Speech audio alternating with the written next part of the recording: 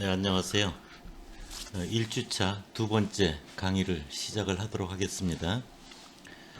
첫 번째 시간에 여러분들하고 만나서 나눈 이야기는 어, 고급 통계 분석 방법론이라고 하는 강좌에 대한 전반적인 간단한 안내와 더불어 여러분들이 지금 살아가고 있는 그런 시대에 있어서 데이터 분석 전문가라든지 또는 뭐 데이터 사이언티스트, 빅데이터 분석 전문가 그런 거와 관련되는 여러분들 전공을 하는 입장에서 데이터라고 하는 역사적 흐름부터 그 데이터로부터 의미 있는 걸 찾아내기 위한 어떤 분석적 측면, 그래서 탐색적 자료 분석이라든지 또는 확증적 자료 분석이라든지 그런 것들에 대한 의미를 같이 공유해 본 시간이 첫 번째 시간의 이야기였습니다.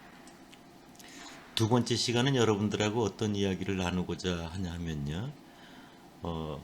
실질적으로 그런 데이터 분석과 관련되는 그런 일들을 하게 되면 실질적으로 기업에는 어떻게 연결이 되어 있고 또 최근에 여러분들 기업의 비즈니스와 관련되는 그런 것들이 어떻게 활발하게 이루어지고 있는가 이런 몇 가지의 사회의 실제적인 모습 그런 걸 같이 살펴보면서 여러분들이 이 강좌에서 데이터 분석 기법을 잘 정리하는 것이 얼마나 여러분들한테 의미 있는 일인가 그런 걸 같이 공유하는 그런 시간을 가져보도록 하겠습니다. 슬라이드를 넘기도록 하겠습니다.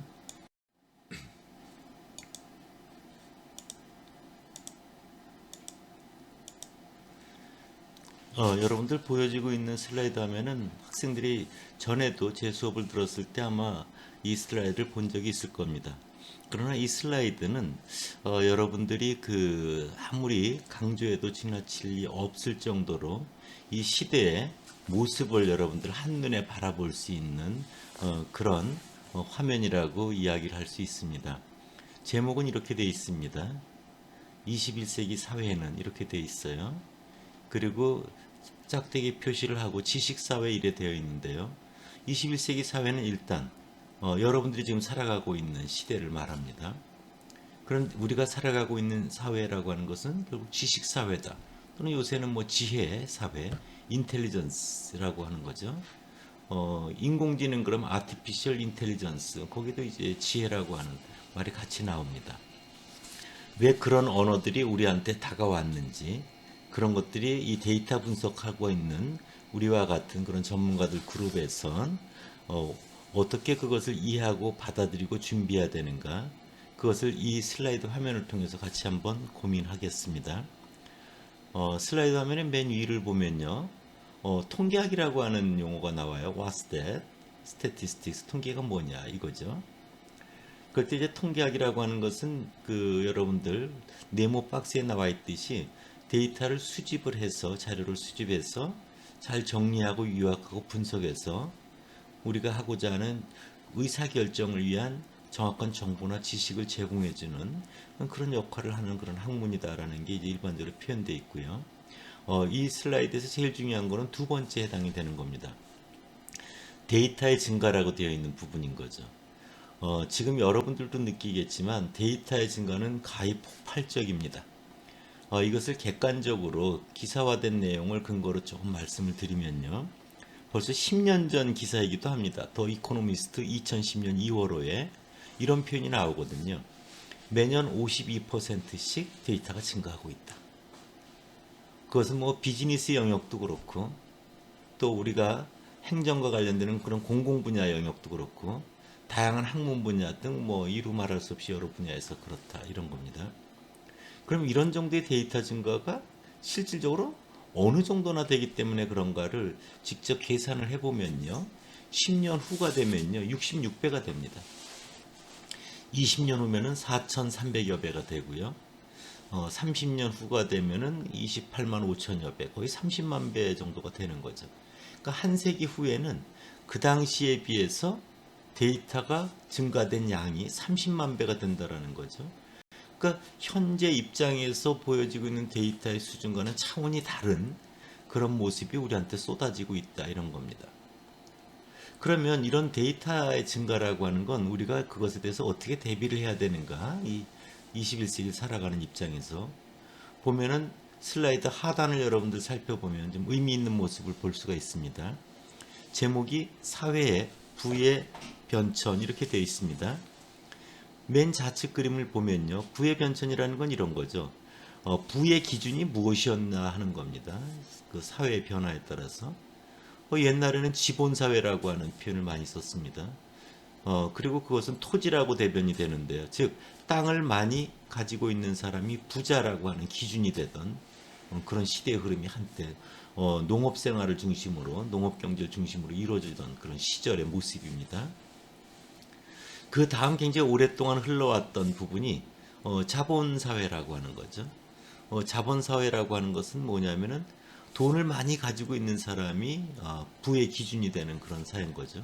그것은 지금도 여전히 계속적으로 이어지고 있는 내용이기도 합니다.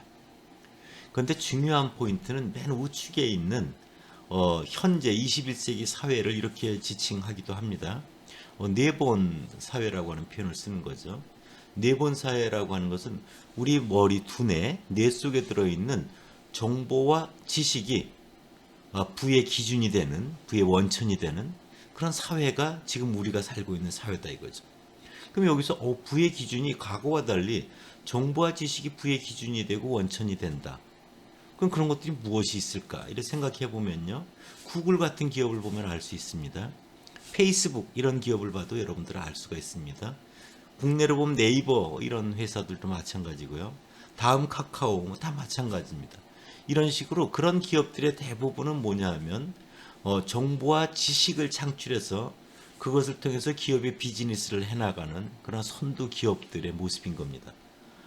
요새 우리가 굉장히 보여지고 있는 그런 큰 기업, 접하는 기업들은 바로 그런 정보와 지식이 부의 원천이 되는 그런 사회에서 표출되어 있는 그런 기업들이구나 라는 걸 여러분들 볼 수 있는 거죠.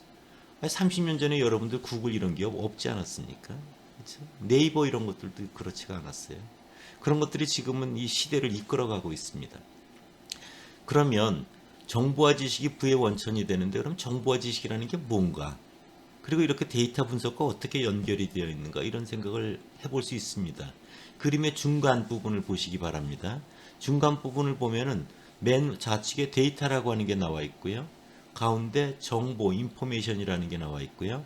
맨 우측에 다이아몬드 그림이 나와 있으면서 지식이라고 하는 모습을 볼 수가 있습니다. 즉 정보와 지식의 좌측을 보면 데이터로부터 출발이 되는 거죠. 그러니까 예전에 석유나 석탄이 자원이라고 하면 지금은 데이터가 자원인 그런 시대에 여러분들이 살고 있는 겁니다. 그래서 데이터라고 하는 것은 뭐 여러 가지 종류가 있지만 그런 거죠. 여러분들이 뭐 편의점 가서 물건을 사고 뭐 체크카드라든지 뭘 통해서 계산을 하고 그런 것들이 기록들로 다 남는 거죠. 은행에 가가지고 뭐 돈을 찾는다든지 이런 거래하는 것, 마트 가서 뭘 구입하는 것, 휴대폰 통신, 휴대폰을 사용하는 그런 기록들 이런 것들도 전부 데이터입니다. 그런 데이터들은 그 요리가 되어 있지 않은 거죠. 그래서 날것이라고 하는 건데 그런 그 많은 데이터들 중에 그 안에 무엇이 담겨져 있나 이런 의미 있는 걸 찾아내는 게 이제 대단히 중요한 부분이 됩니다. 그래서 데이터를 가공하고 처리해서 얻어진 산출물 그것을 정확하게 정보라고 표현을 하는 겁니다. 그리고 일반적으로 정보라고 하면은 뭐 분석, 데이터 분석을 염두에 둔 용어다 이렇게 여러분들이 생각을 하시면 되고요.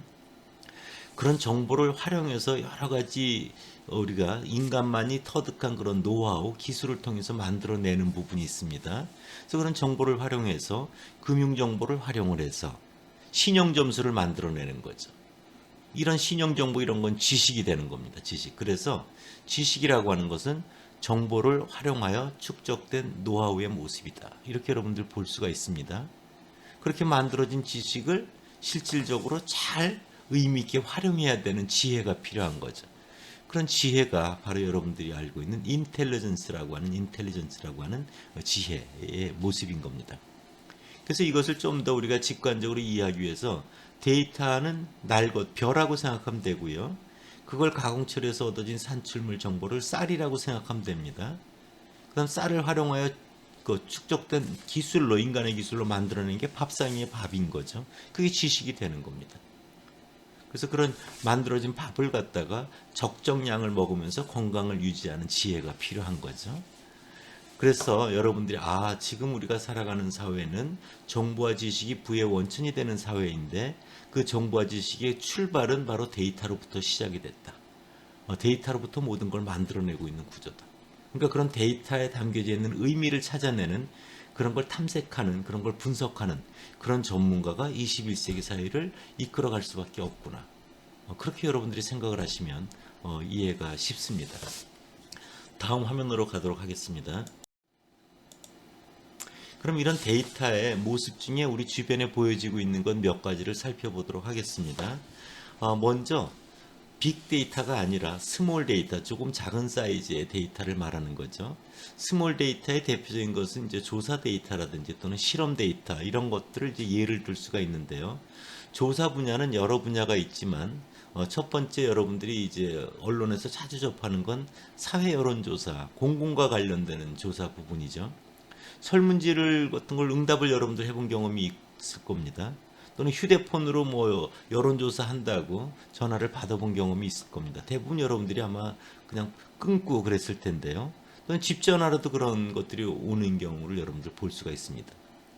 바로 이런 여론조사라고 하는 것은 그런 사람들이 갖고 있는 그런 심리, 그런 것들을 우리가 조사라는 방법을 통해서 데이터를 수집해서 얻어내는 그런 방법이죠. 그런 것들이 지금 얼마나 넓게 확장돼서 쓰이냐면요. 대통령 선거 예측에도 이용이 되고요. 올 4월 15일에 있을 국회의원, 즉 총선 예측에도 이용이 되고요. 지자체 선거 예측에도 이용되고, 이런 걸 방송에서 여러분들 본 적이 있을 겁니다. 또 지금 4학년 학생들 중에는 이런 선거 예측이 필요한 출구조사 조사원으로 직접 경험하고 활동해 본 그런 학생들도 있을 겁니다. 현재 보여지고 있는 화면은요, 좌측 화면은 KBS라고 하는 방송사와 미디어 리서치라고 하는 리서치 회사가 2002년도 대통령 선거 예측을 한 그런 화면입니다. 예측한 모습을 보면 당시 후보였던 노무현 후보가 49.1%, 그 다음에 또 경쟁 후보였던 이해창 후보가 46.8%라고 조사를 통해서 예측을 한 겁니다. 그 차이는 2.3%포인트죠. 빼보면 나올 겁니다. 근데 실제로 이제 투표한 사람들을 전부 개표를 했습니다. 개표가 다 완료된 결과 화면이 우측에 있는 화면입니다. 보면은 노무현 후보가 48.9%를 득표했고요. 이해창 후보가 46.6%를 득표했습니다. 그 간격도 2.3%포인트죠. 실제 예측한 거와 실제로 개표한 결과가 그 차이가 완전히 일치하는 걸 알 수 있습니다. 굉장히 정확한 예측을 한 거죠. 원래 이런 대통령 방송사와 관련된 이런 예측이 제일 처음에 시작된 거는 1987년도가 최초입니다. 지금은 매번 선거 때마다 있지만 그 당시가 이제 출발이었다. 이렇게 여러분들 이제 생각을 하면 되고요. 이런 선거 예측 결과에서 실질적으로 여러분들이 이제 조금 유심히 볼 수 있는 것은 이런 것들이 실질적으로 나중에 보면 뭐 신뢰 수준이라든지 또는 오차의 한계라든지 뭐 이런 것들이 같이 병기되면서 통계적 의미를 띠고 우리한테 다가옵니다. 어쨌든 잘 디자인된 출구조사 데이터를 얻어서 그걸 분석하여 이렇게 대통령이 누가 될 것인가를 예측하는 이런 것들도 우리가 주위에서 볼 수 있는 그런 하나의 데이터의 사례다라고 할 수 있습니다. 다음 화면입니다. 두 번째 자료는요, 조사 분야에서 마케팅과 관련되는 조사입니다. 마케팅은 이제 어떤 제품을 만들어서 판매하려고 하는 그런 다양한 활동들을 의미하죠.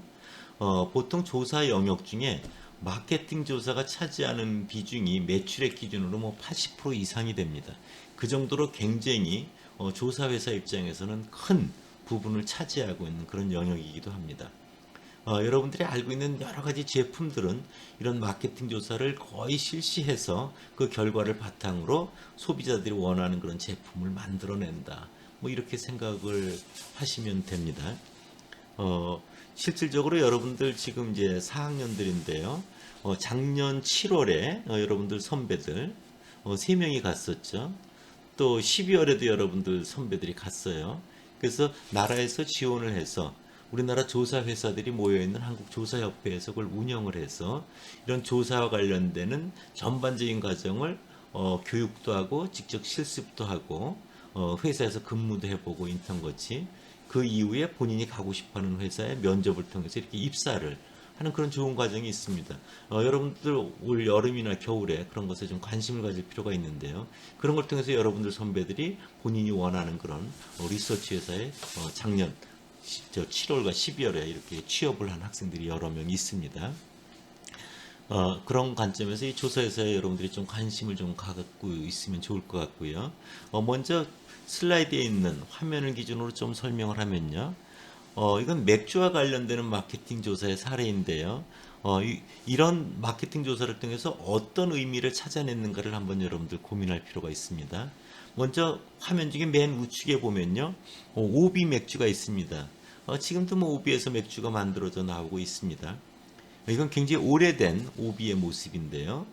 여러분들은 이 당시는 잘 기억을 못하고 여러분들 부모님들은 아주 잘 아는 부분입니다. 그래서 예전에는 맥주가 오비 맥주하고 크라운 맥주가 있거든요. 지금은 뭐 테라 등 뭐 굉장히 종류가 다양하게 맥주 종류가 많지만 어쨌든 당시에 오비 맥주와 크라운 맥주 중에 오비 맥주가 경쟁에서 크라운 맥주를 아주 압도했습니다. 그 경쟁이 뒤처져 있는 그런 크라운 맥주를 만드는 그런 회사 입장에서는 회사의 생존적 문제 여러 가지를 고민을 해서 그걸 극복하기 위한 노력을 이제 생각을 하지 않겠습니까? 그래서 생각해낸 게 이런 겁니다. 맥주를 마시는 사람들은 어떤 부분을 중요하게 생각할까? 맥주 중에 어떠한 속성을 중요하게 생각할까? 이런 속성 조사, 애트리뷰트 조사라고도 합니다. 그래서 그런 소비자들이 중요하게 생각하는 속성, 요소를 찾아내서 그것을 경쟁사와 차별화되게 만들어내는 그런 노력을 기울이면 우리가 경쟁에서 좀 앞설 수 있지 않을까 이런 생각을 할 수 있지 않겠어요? 그래서 조사를 합니다. 속성 조사를 했더니요. 제일 처음에 이제 그 속성 조사를 하면 그 데이터를 분석해 보면요. 여러분들 앞으로도 한번 정리할 테지만 배운 것 중에 요인 분석 또는 인자 분석이라고 하는 다별량 분석 기법이 있거든요. 그거를 통해서 그런 속성을 찾아냅니다. 요인을. 그럴 때 첫 번째 맥주에서 중요한 속성은 맛입니다. 맛. 상쾌한 맛, 부드러운 맛, 뭐 이런 맛이 속성이고요. 당시에 두 번째 발견된 속성이 독특합니다.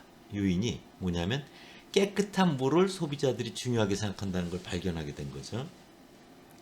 그 당시에 이제 나라적으로는 그 페놀 사건이라고 하는 오염과 관련되는 그런 사건이 터져서 큰 사회적 이슈가 됐는데요. 그런 페놀 사건이 터지다 보니까 우리가 몸에 건강한 깨끗한 물을 마셔야 된다는 이런 그 국민들의 심리가 굉장히 크게 작동하던 그런 시절입니다. 그래서 깨끗한 물이라고 하는 것을 맥주 제품에 한번 표현해 보자 라는 생각을 해서, 왜냐하면 상대 경쟁사는 그런 생각을 안 하고 있을 때입니다. 그래서 깨끗하다라고 하는 건 색깔로 보면 무엇일까? 흰색이다. 흰색은 영어로 무엇일까? white, W-H-I-T-E가 되는 거죠. 거기서 알파벳을 쓸 때 우리가 W라는 글자는 쓰기가 좀 불편하지 않습니까? 그래서 W를 떼어내 버립니다. 그럼 남는 게 뭐예요? H-I-T-E라고 하는 게 딱 남지 않습니까? 그게 하이트입니다. 하이트. 그래서 등장하는 게 하이트 맥주라고 하는 게 등장을 합니다.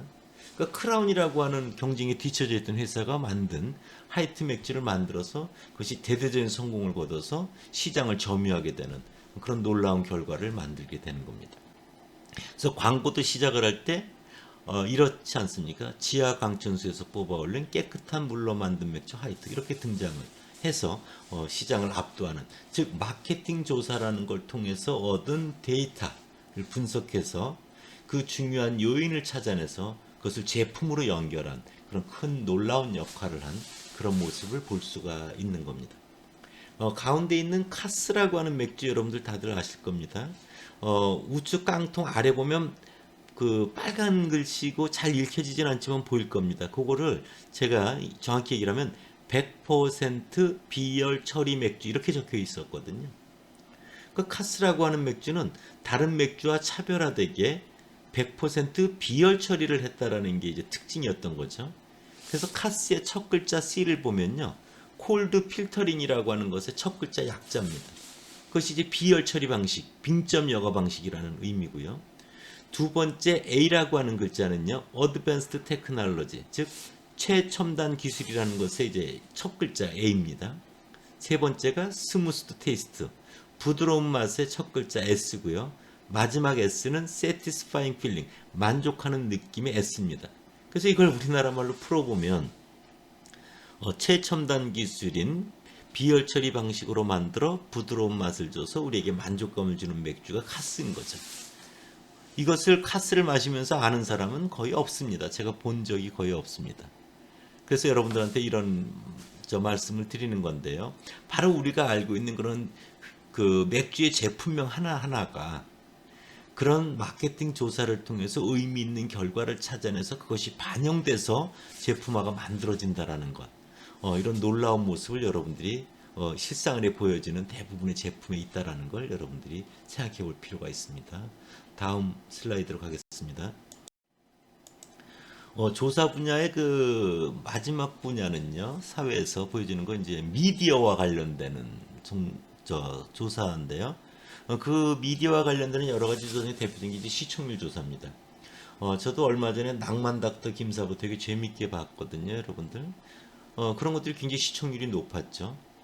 요즘으로 보면은 그 이태원 클래스 이런 드라마가 굉장히 인기가 높습니다. 뭐 하이에나 이런 것들도 요새 인기가 좋고요. 그래서 그런 시청률이 높으면 광고가 이제 따라 붙지 않습니까? 그래서 시청률 조사는 광고 시장을 좌우하는 굉장히 큰 그런 중요한 그런 조사 데이터가 됩니다. 그래서 시청률 조사 데이터는 어떻게 하냐면요. 전국 우리나라 가구를 중에 한 4천 가구 정도를 뽑습니다. 대표성을 갖게. 그 뽑힌 가구에 대해서 기기를 가서 TV에 설치를 합니다. 그 기기를 피플미터라고 하는 기기거든요. 그 기기에는 이제 버튼이 같이 있는데요. 버튼에는 아버지가 볼 때, 엄마가 볼 때, 또는 내가 볼 때 이렇게 버튼이 다 지정되어 있거든요. 그래서 TV를 시청할 때 그 버튼을 누르고 보거든요. 그러면은 언제 시점에 어떤 프로그램을 누가 얼마나 받는가가 다 기록이 됩니다. 그것이 이제 시청률 조사에서 이렇게 자동으로 전송이 됩니다. 그건 전송되는 걸 폴링이라고 하거든요. 폴링. 그래서 그런 폴링된 데이터는 1분 단위로 데이터들이 넘어오거든요. 그런 것들을 이렇게 쭉 그 분석을 시청률 조사 데이터를 분석을 해서 각 프로그램별 시청률이 어느 정도 되는지를 산출해서 우리한테 발표하고 알려주는 겁니다. 그러니까 1분 단위로 자료가 산출돼서 넘어오니까 굉장히 사이즈가 크죠. 그래서 시청률 조사와 관련되는 데이터는 굉장히 그 빅데이터에 해당이 된다. 이렇게 여러분들 볼 수 있습니다. 그래서 이런 것들이 우리가 조사와 관련돼서 보여주는 스몰 데이터와 빅데이터의 일상생활에서의 모습이라고 얘기할 수 있습니다. 다음 화면으로 가도록 하겠습니다. 독특한데요. 이렇게 되어 있죠. 지금 제목은 마케팅과 CRM 이렇게 되어 있습니다. 과일 가게 아주머니와 동네 사람들. 그리고 과일 가게 아주머니가 이렇게 말하죠. 영숙이 엄마 사과 사러 오는구만 이렇게 말하고 있어요. 마케팅이라고 하는 것은 앞서 얘기했지만 어떤 물건을 파는 일련의 활동들을 말하거든요. CRM이가 하는 것은 고객과의 커스터머 릴레이션십 관계를 매니지먼트 관리해 나가는 그런 회사의 일련들의 활동을 말합니다. 그래서 이 경우를 보면은 과일 가게 아주머니가 이런 걸 알고 있는 거죠. 온 손님이 영숙이 엄마라는 걸 알고 있고요. 또 그 영숙이 엄마는 주로 사과 사러 온다라는 걸 알고 있는 겁니다. 동네에 사는 가구가 몇 가구가 안 돼서 다 단골들이라면 이걸 다 기억을 할 수 있겠죠. 과일을 파는 아주머니께서. 근데 여러분들 만약에 마트를 간다고 해보세요. 뭐 롯데마트를 갔다 그러면 거기에 오는 사람들이 어마어마하게 많죠. 제품들도 어마어마하게 많습니다. 그래서 언제 어떤 사람이 어떤 종류의 물건을 얼마만큼 사는지를 다 기억할 수가 없습니다. 고객 수가 늘어나면.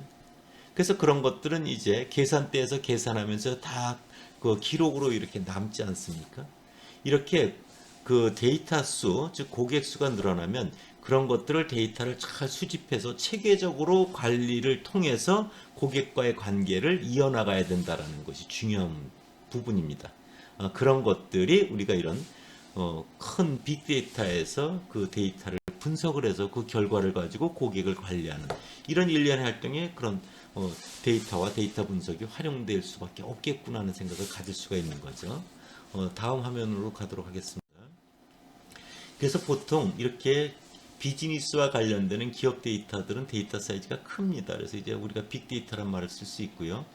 그 빅데이터, 기업 데이터의 종류는 크게 두 가지를 생각을 할 수가 있는데, 하나는 뭐냐면요. 은행에서 여러분들 거래해봤죠. 카드를 이렇게 돈을 찾아보기도 했을 겁니다. 그런 걸 거래라고 하는 거거든요. 은행하고 내가 거래를 했다. 그 거래를 기업에서는 거래 데이터 이런 말을 쓰기도 하지만 보다 더 일반적으로 전문 용어로는 트랜잭션 데이터 이런 말을 씁니다. 그 다음에 여러분들이 은행에 가입하기 위해선 통장에 여러 가지 기입을 했죠. 이름도 적고 성별도 기입하고 뭐 주소도 적고 휴대폰 번호, 이메일 주소 이런 것들은 내 신상과 관련되는 변수들인 거죠. 그런 걸 고객 속성과 관련되는 데이터다라고 합니다. 그 두 가지가 되게 큰 틀인 거죠.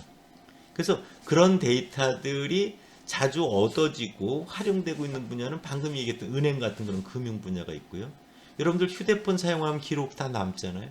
통신 관련되는 회사가 그렇습니다. 또는 여러분들이 뭐 CU를 가건 마트를 가건 백화점을 가면 물건을 구입하고 계산하잖아요. 그런 것들도 전부 남는 겁니다. 그래서 이런 분야를 중심으로 발전이 되는데, 지금은 그런 수치형인 데이터가 아닌 일반적인 SNS상에 있어서 뭐 문자 데이터라든지 영상 데이터라든지 이미지 데이터 이런 것들이 뭐 무궁무진하게 쏟아져 나오고 있는 그런 겁니다. 그래서 그런 데이터들까지 여러분들이 활용하는 그런 모습이 지금까지 다루지 않았던 그런 빅데이터의 모습으로서 이 사회에 지금 보여지고 있다, 이렇게 생각할 수 있습니다. 이런 기업 데이터를 활용해서 보여진 모습의 한 사례가 다음 페이지에 있습니다. 네. 이건 이제 삼성카드사에서 있었던 일을 조선일보 2005년 5월 6일자에 이제 기사화된 건데요. 여러분들 그 카드 가지고 어떤 음식점에 가서 계산할 때 뭐 A 삼성카드로 결제를 하면은 뭐 쿠폰을 드려요. 또는 뭐 몇 프로 할인해 줍니다. 아니면 포인트 적립해 드립니다. 뭐 이런 거 있잖아요. 이건 카드사하고 바로 그런 식당이 연결돼서 그런 할인이나 포인트를 주면서 그 거래 기록 자료를 이렇게 삼성카드에서 가져가게 되는 거죠. 그런 걸 통해서 음식점의 소비자들은 어떤 패턴으로 오고 어떤 소비를 하고 뭐 이런 기록들을 가지고 그 고객들에게 이제 다가가는 마케팅 활동을 펼치는 거죠. 그 그림에 보면은 그래서 고객들을 몇 개의 그룹으로 나누는 게 보일 겁니다. 맨 왼쪽을 보면 젊은 직장인형, 그러면 직장 주변에서 주로 점심 저녁 식당을 이용한다 이런 거고요. 맨 우측에 보면 뭐 우측에 아래쪽 보면은 밤문화형, 그러면 심야 시간에 유흥 관련한 대출이 많고 현금 서비스를 선호하는 그룹이다. 뭐 이런 것들에 맞춰서 고객들을 관리하고 하는 일들을 하는 거죠. 네, 다음 화면으로 가겠습니다. 이런 기업의 비즈니스와 연결되는 빅데이터를 활용한 여러 가지 기업들이 있습니다. 세계적으로 유명한 거기 SAP라고 하는 기업도 있고요. 오라클이라는 기업, 또 세스라는 기업도 있어요. 여러분들 선배도 이제 취업한 그런 회사입니다. IBM도 있고요. 여러분들 네이버도 있고요. 구글도 있고요. 다음 카카오도 있고요. 이런 것들이 다 이런 빅데이터를 활용해서 비즈니스 인텔리전스, 기업의 비즈니스에 활용하는 그런 기업들이고, 앞으로 점점 더 그런 기업들은 성장해 나갈 것이다, 이렇게 생각을 하면 됩니다. 다음 화면으로 가도록 하겠습니다. 방금 은행이라든지 이런 거래 데이터들은 수치 데이터 아닙니까? 그런데 수치 데이터가 아닌 부분들이 되게 많습니다. 지금 쏟아지고 있는 범람하고 있는 데이터 중에 수치 데이터가 차지하는 비중은 5% 정도 수준이라고 전문가들은 이야기를 합니다. 그럼 수치 데이터가 아닌 부분이 나머지 95%가량 된다는 거죠. 그것은 문자 데이터, 여러분들 네이버에서 검색해 보지 않았어요? 인스타그램에 올리는 사진, 이미지 이런 데이터, 오디오, 비디오, 뭐 무궁무진한 이런 수치가 아닌 데이터들이 쏟아지고 있는 거죠. 그러니까 이런 어마어마한 데이터, 이런 완전 새로운 분야 아닙니까? 그런 것들의 데이터에 담겨져 있는 의미나 패턴은 무엇인가? 그런 걸 찾아내고자 하는 빅데이터 분석 전문가가 너무 더 절대적으로 필요한 거죠. 그래서 그런 걸 잘 할 수 있는 사람들은 대우를 받을 수밖에 없는 거죠. 그 화면에 보여지고 있는 것도요. 영어로 표현되어 있는데, 이것은 전에 미국 대통령을 했던 오바마 대통령이 본인이 대통령에 당선이 되었을 때 본인이 대통령 수락 연설을 하면 이제 말을 하잖아요. 말을 할 때 가장 많이 사용된 빈도가 많을수록 글자가 크게 나와 있는, 여러분들이 알고 있는 워드 크라우드 분석을 해놓은 겁니다. 그래서 will 뭐뭐 할 것이다, promise 약속하겠다, 아메리카 미국, 존 맥케인 그 이제 경쟁 후보였던 사람입니다. 이런 식으로 자주 사용된 단어들을 갖다가 이렇게 시각화해서 보여지고 있는, 즉 문자 데이터, 즉 텍스트 데이터에 대한 빈도표다, 이렇게 볼 수가 있는 겁니다. 다음 화면으로 넘어가겠습니다. 우리나라에서도 이렇게 언론에 기사화된 8년 전 기사예요. 조선일보에 나온 건데 누군진 다 화면에서 보면 알 겁니다. 거기에 보면 화면에 글씨 보면 국민 이런 게 글자가 크죠. 여러분 이런 것도 굉장히 큽니다. 그래서 신문 기사는 이렇게 되어 있습니다. 신뢰박 국민이라는 단어가 116회를 나왔고요. 여러분이 89회, 과의 약속 22회 지키겠습니다. 이런 식으로 미래에 대해서 어떤 약속을 통해서 유권자, 투표권을 가지고 있는 사람들을 설득하는 이런 정치인의 화법을 구사한다라는 것으로 기사화되어 있는 내용입니다. 이게 이제 워드 크라우드 분석을 한 거죠. 다음 화면으로 넘어가겠습니다. 같은 경쟁이 됐던 어떤 후보인데 누군지는 여러분들 다 알 겁니다. 화면을 보면은. 그래서 여기서 보면은 여러분들 우리라는 글자 또는 사회라는 것, 또 생각 이런 글자들이 그 빈도가 자주 나오다 보니까 크게 이렇게 시각화되어 있는 걸 볼 수 있습니다. 그래서 이런 경우 보면 공동의 가치를 제시해서 유권자와 공감을 추구하는 이런 제의적 화법을 구사한 그런 모습이라는 걸 볼 수 있습니다. 그래서 두 번째 시간에는 우리가 주위에서 바라보는 수치화된 데이터, 정형화된 데이터, 그렇지 않은 비수치 분야의 비정형화된 데이터, 이런 모습들이 우리 사이에 어떻게 스며들고 있고 그렇게 표현되고 있는가, 그런 것들은 결국 데이터라고 하는 자원을 통해서 그걸 잘 분석해서 지식화해서 우리에게 보여지고 있는, 그와 관련되는 전문가적 시각을 여러분들이 준비해야 된다는 모습을 이 사회 모습을 통해서 알 수 있다라는 걸 알려주고자 했던 게 두 번째 시간의 포인트라고 할 수 있습니다. 세 번째 시간으로 이어서 만나도록 하겠습니다. 감사합니다.